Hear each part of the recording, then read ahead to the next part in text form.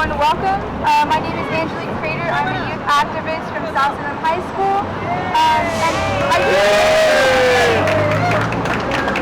I really want to thank everyone for being here today. Okay. So we're all here today to rally for Medicare For All and to call on Representative Kurt Schrader to co-sponsor H.R. 1384, which is the 2019 Medicare For All Act. So we're all facing a major healthcare crisis. Even with the passage of the Affordable Care Act, 30 million people in our country are uninsured, and at least 41 people are underinsured. Over 130 people in our country die every day because they can't get the care that they need. Every day, millions of hard-working people are forced to choose between paying for health care and feeding their children. And health insurance and pharmaceutical costs continue to rise with no end despite the detrimental impacts that they are having on our families and communities. Medical costs are the leading cause of bankruptcy, with 40% of Americans saying that they cannot afford a surprise $400 bill. But it doesn't have to be this way, and we know that we have a solution to fix it. Our solution is Medicare For All, which will Medicare For All will remove the greed of insurance companies and ensure that we are actually putting the people first. Medicare For All will save thousands of dollars for families while ensuring that no one ever has to choose between food and their medicine. We can and we will join the rest of the industrialized world in making sure that everyone in this country can get the care they need when they need it as a right, not a privilege. Now, we know drug companies and insurance companies won't sit by while we do this. Already, they're spending millions and millions of dollars to deceive and scare people into accepting a broken system that we know doesn't work. Front organizations like Partnership for America's Healthcare Future will stop at nothing to protect their right to profit off of our expense. In order to beat them, it takes a mass grassroots movement. Thousands of activists have been canvassing, calling, and visiting their legislators demanding that they put their constituents before profit and co-sponsor the Medicare For All Act. Today, as we speak, we have 116 co-sponsors, and we've had 3 historic committee hearings in the House of Representatives, which is a testament to all the hard work that people all over this country have been putting in to make Medicare For All happen. However, Kurt Schrader has not signed on to this bill yet. He believes that the healthcare action that he has already done is enough to save America, but we know that this is not true. We are here to say loudly and clearly that your constituents are watching you. We cannot continue to wait as more and more people get sick, die, and suffer bankruptcy because of the travesty that our healthcare system has created for us. And today, we want to give some of those victims a chance to make themselves heard. This is more than just a political issue. For a lot of people, this means life or death. I'm a mom, a minister, and a former healthcare administrator. It's time to speak up to Representative Schrader, and I'm speaking up today. In Oregon, under the Cover All Kids program, every child through 18 has access to accessible, affordable, quality healthcare. In this country, under the Affordable Care Act, young people through age 26 who don't have their own health insurance can be covered under their parents' health insurance if their family has health insurance. And in this country, we have access to affordable, quality health care for all people who are 65 or older through Medicare. If we know that there are people without access to health care, and we believe that health care is a human right, then the only question is how to make quality health care affordable and accessible to all. Apparently, this country can afford to make an offer to buy Greenland. So we must have enough resources to provide health care for all. Apparently, this country can afford to give huge tax breaks to billionaires and people who are corporations. So we must have enough resources to provide health care for all. Actually, providing health care for all wouldn't cost us any more than we're spending now. We might even save. But when we cover everyone, we enlarge the risk pool, costs per capita are reduced when we cover the healthy people as well as the sick. When health insurers are on the same side as patients and providers by removing the profit motivation, costs are better managed. Yeah. When we regulate the price of pharmaceuticals and durable medical goods, costs are better managed. So how do we get there? We can do like Germany with non-profit insurance companies. We can go like England and own the hospitals and employ the providers, or we could expand the single payer we already have, Medicare, and make it for everyone.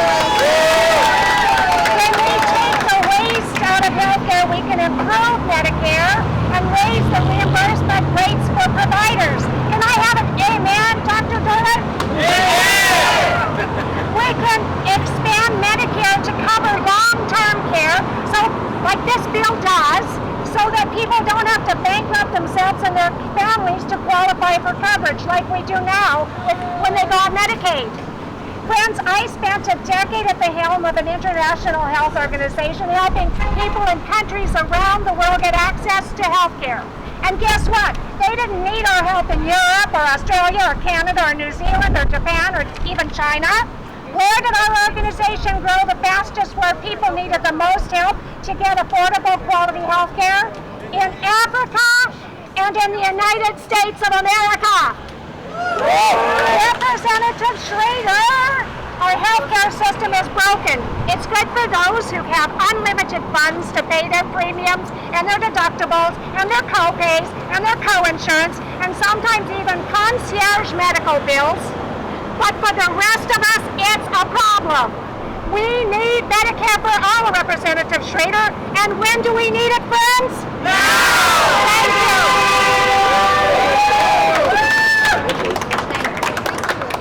Hi, my name is Tom Sensick. I'm a retired family nurse practitioner and a registered nurse still. And I've got into this work because I saw the problems of our current health care system. So in the end of 2016, I stopped doing my clinical work, which historically was in rural East Tennessee, with a tribe in Michigan, with Corrections Health here in Oregon, and then in school-based clinics for 25 years. And guess what? When I was with the rural clinic, I didn't worry about the insurance and the patients didn't. When I went to the tribe, which everybody was covered, I didn't worry and didn't ask about their insurance.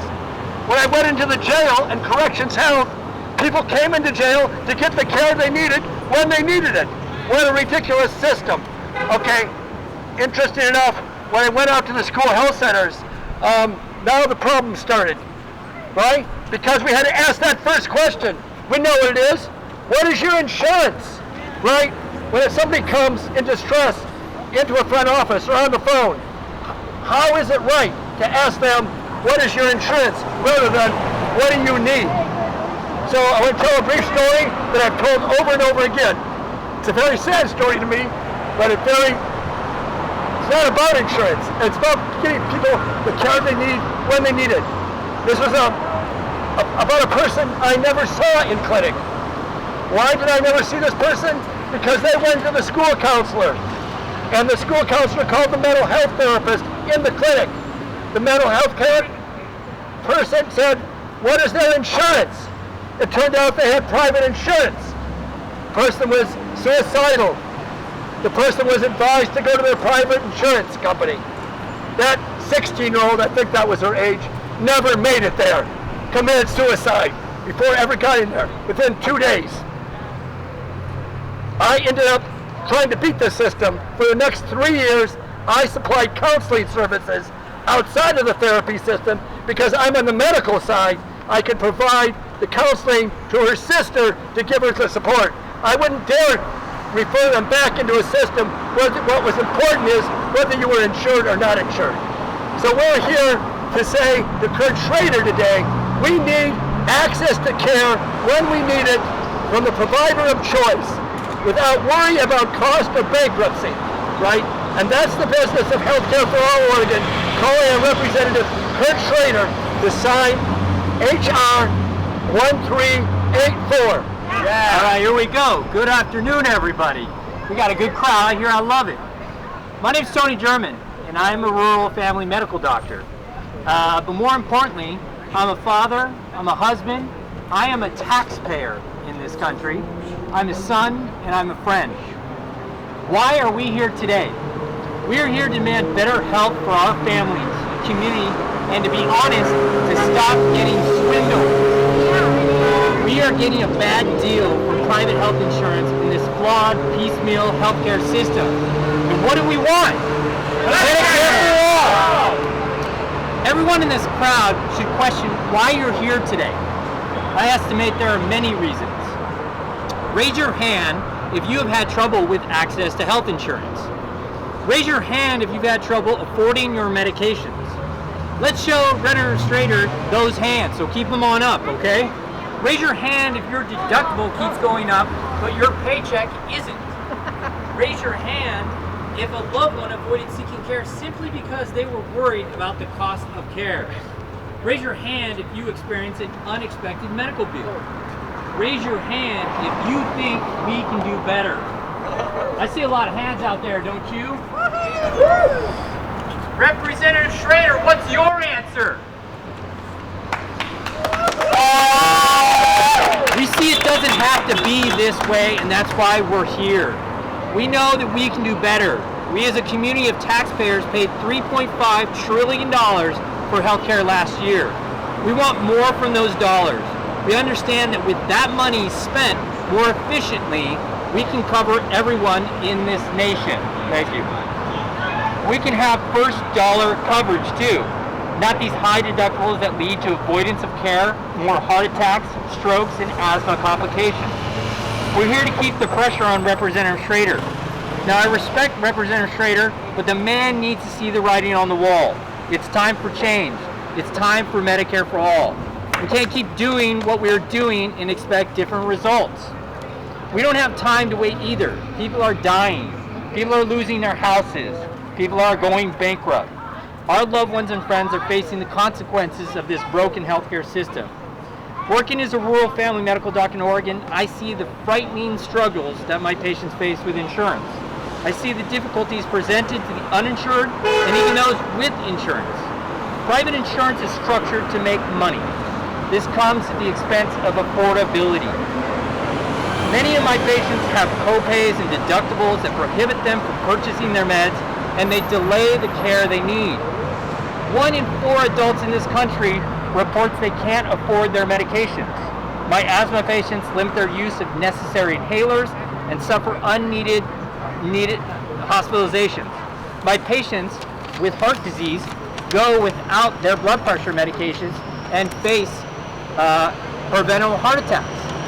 My diabetic patients stretch out their insulin as the cost has risen over 300% in the last 10 years, even though it's invented 100 years ago. This justice isn't right when it is the result of insurance companies making revenue on the backs of patients. We can do better. So what do we want? Healthcare! When we put profits over people, we know that equates to poor health outcomes. Our nation has caught on and has realized that change is necessary. The recent presidential Democratic debates include a strong dose of Medicare for All, and for good reason. Health provides equity. Good health allows for opportunity. It affords our citizens the ability to work, learn, and grow. Thankfully, we see change. SB 770 passed. Hallelujah. Additionally, just last week, the stubborn American Medical Association announced that it's leaving the Partnership for America's Healthcare Future, a coalition of private insurance, pharmaceuticals, and for-profit hospital companies whose sole purpose is to fight single-payer Medicare for All. This action resulted from the choice that they no longer could espouse an organization that opposes single-payer. This victory is thanks to people like you in this crowd. More and more, the polls are finding that Americans want Medicare for All, a universal, comprehensive, transparent, and equitable plan that provides security and affords freedom of choice for any doctor or hospital. I believe Representative Schrader will change with the help of this determined crowd. Keep up the fight. Write him, call him, email him, do it again and again. Keep this movement alive. What do we want? When do we want it? Now! Thank you. Okay. Okay, I'm not only a counselor who's worked with OHP and low-income people for 20 years, I'm also still in practice with the few people who can afford mental health services. But I'd like to remind you that mental health services, drug and alcohol services, woo! Okay, that's good. I'd like to remind you that drug and alcohol, mental health, long-term care, all these come under the aegis of Healthcare for All, and these are all things we need. I'd also like to remind you that we're looking at Medicare for All, which will raise provider rates so that we don't have problems getting healthcare for all. And I'd like to also remind you that there are a ton of incredibly well-trained physicians in, for example, India, Iran, other places who are just waiting for the chance to come over here and provide all those extra physicians that we are going to need as a transition for a while, because transition's scary, isn't it? It's very scary. However, what's scarier is dying because you don't have health insurance. Watching your kids commit suicide because they can't get mental health services. Becoming homeless because now you're bankrupt because you went ahead and did it anyway. You went ahead and got services anyway, and now you're facing a lifetime of medical bills that you still won't be able to pay off. We need Medicare for all. We need it now. I want to tell you a short story that I've told before. I can make it long if you want it, but I'll keep the short version here. I'll keep the short version here. This winter, again, I did the point-in-time count for counting our homeless population. Well, this is always an undercount because it's on the coldest, worst day of the year, January 30th this year. And that means that anybody who isn't truly homeless is nowhere close to being out in this weather. You have to be very desperate. Our homeless count only counted those people, and we didn't have enough people available, volunteers, to even get all those. So I went out with some people, and we went to McDonald's here on the corner of Center and 12th. And we talked to people there, and then we went another place. And we just talked to whoever was there. Whoever was there, we walked up to and said, can we include you in our count? Will you tell me your story of homelessness? Will you tell us why you are homeless? And being a counselor, I had to ask a couple of questions about that when they'd tell me. Every story that I could remember out of the 24 people I had time to count was originally a health care story. It was a story of I had to go help my mother who was dying. And because of that, I lost my apartment. I thought I was going to move in with her. She died. The landlord said, you weren't on the lease, so you can't live here either, and my old apartment was already gone.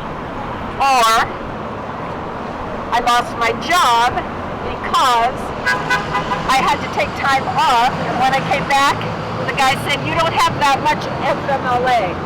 Your job's gone. We hired somebody else. So here's this man that was homeless for 8 years. 8 years he'd been on the streets. Now, he lost his mother 2 weeks after he started on the journey of caring for her, which was really sad, and it was a crushing blow for him. But he didn't have any reserves to recalibrate, to get back on his feet.